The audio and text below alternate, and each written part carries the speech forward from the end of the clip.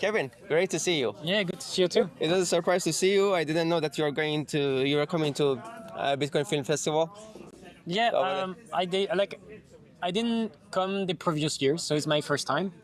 I heard like, good feedback about it, and also like because the Crypto Steel guys are from here, they were like, "Oh yeah, you should show up, and we can do stuff like the workshops and things like that." So yeah, really cool event. Yeah, I was pleasantly surprised to seeing you. And let's go talk about Liana, your wallet.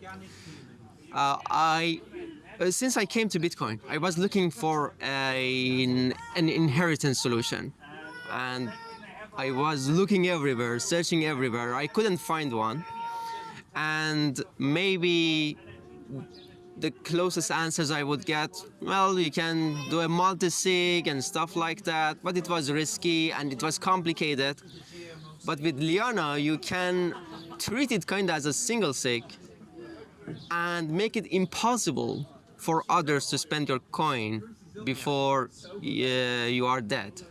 That was awesome. I was looking for your solution, and then in an article by Zia and Sina, I don't know what they were talking about, but they talked about Liana too, and I was like, yeah, I need to get to know these guys. And later I went to Prague and I got to know about your wallet. So let us know how you came about creating Liana, what gave you the idea, and what made it possible. All right, that's a lot of questions in one. So Liana. So first of all, let's talk about the company, WizardSardine. We created WizardSardine to start a project called Revault, actually.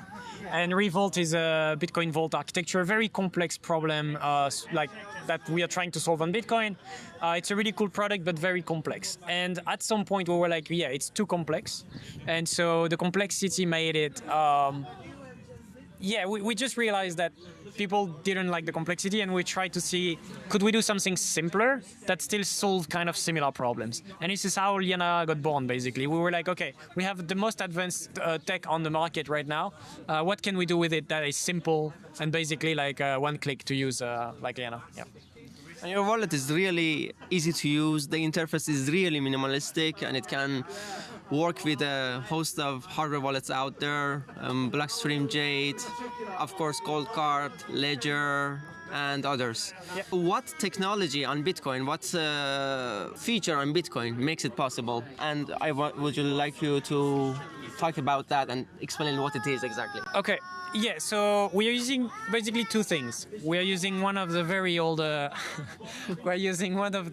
technologies on Bitcoin, which is time locks, but nobody else really does use it, or did use it before, because using time locks required doing custom scripts manually.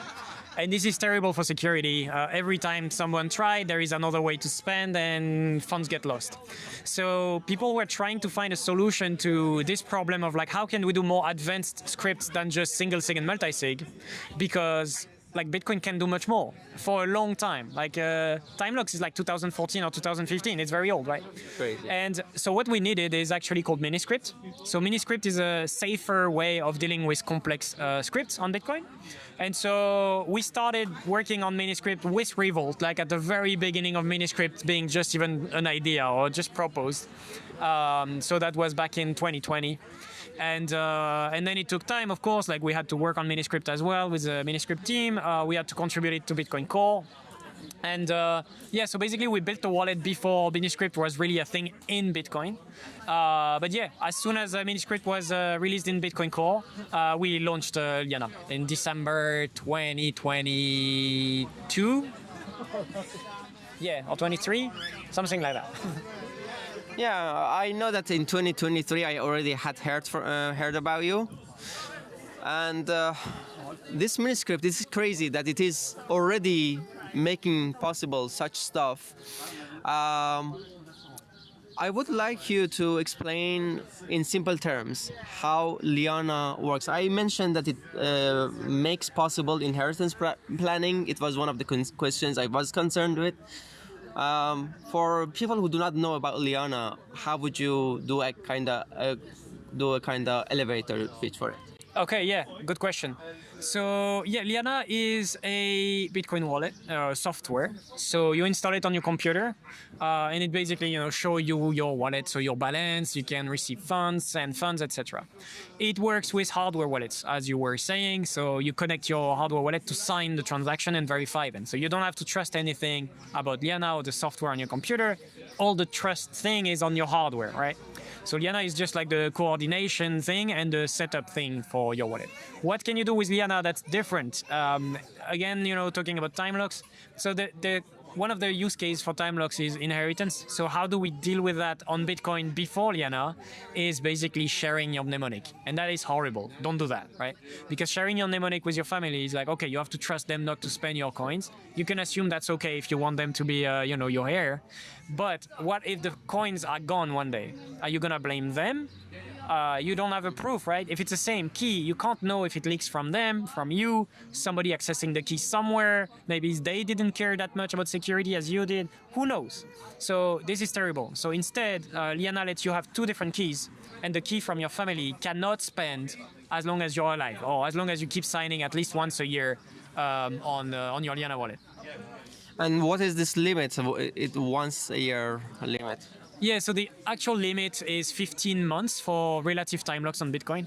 This is a technical limitation in Bitcoin scripting right now in the sequence number.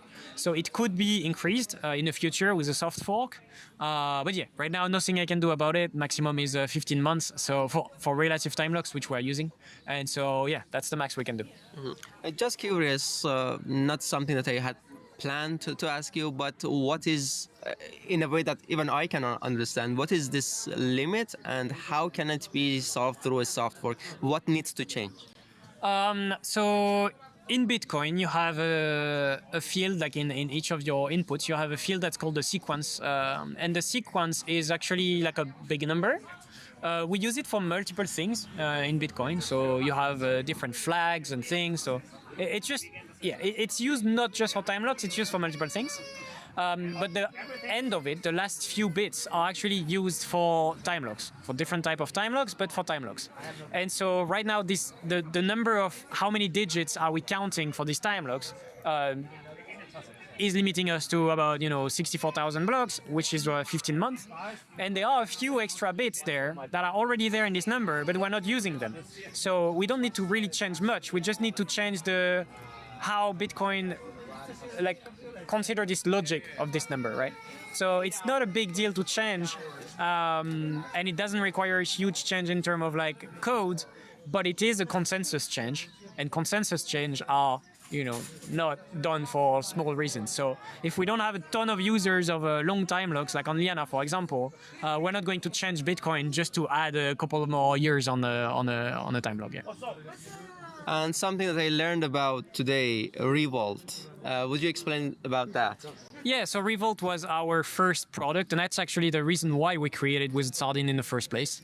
So Revault is a Bitcoin vault architecture. A Bitcoin vault is a multi-stage Bitcoin transaction where typically you have a first stage when you want to spend money that is unvaulting. So that's like unlocking your funds, and then you have a second stage that actually is the transaction. And so if you have a problem, or if you notice that a transfer out of your vault, like an unvault, for example, is not normal, or a transfer is not normal, you can cancel it. So you have a way to push a different transaction that will be triggered before the spending actually occurs. So there is a delay between the initialization of the spend and the actual spend in a vault.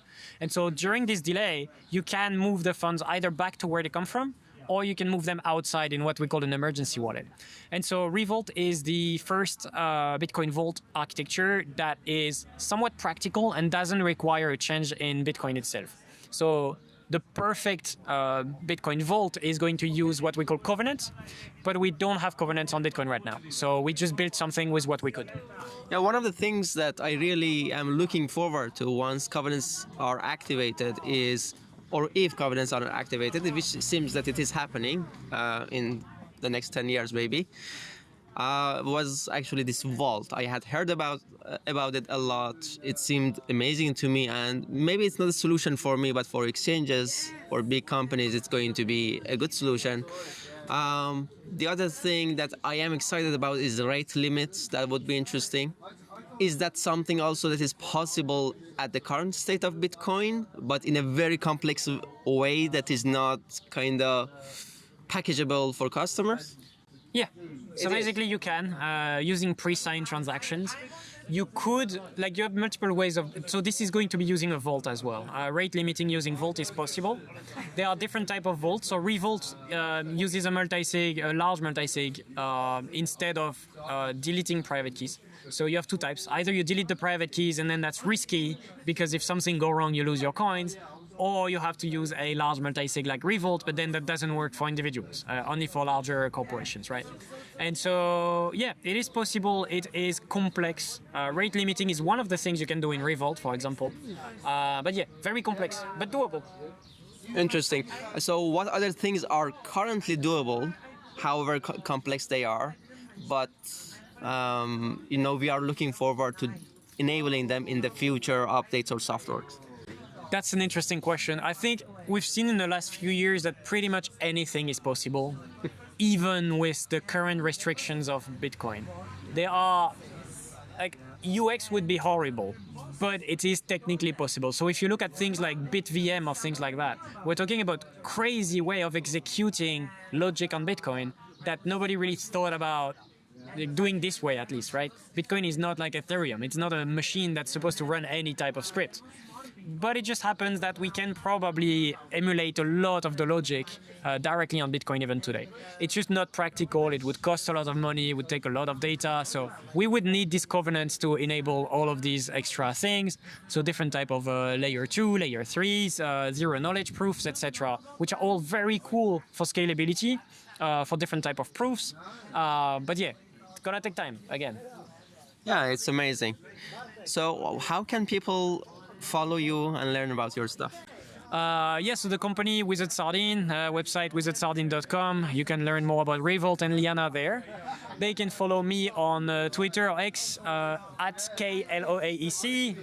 I'm on Noster as well, but I'm not that active. So if you find me on Noster, good. Not much to follow there yet. For now. I think I haven't followed you on Noster. I should fix that. And hope you become more active there. Yeah, I'll try. I tried Noster like a couple of times and I gave up, and now I tried again and it seems to be much better, so I might stick around this time. Yeah, hopefully so. Thank you for the chance today. Thanks. If you enjoyed this episode, make sure to subscribe to my YouTube channel and give the video a like. It really helps.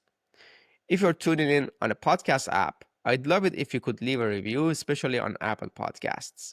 It goes a long way in helping more people find the show. You can also support me by listening on Podcasting 2.0 apps like Fountain or Breeze and streaming me some sats while you listen. Feel free to zap me and follow me on Noster too. If you'd like to send a Lightning donation, just scan the QR code or visit my Linktree. The link is in the description. You'll find more ways to support or follow my work there.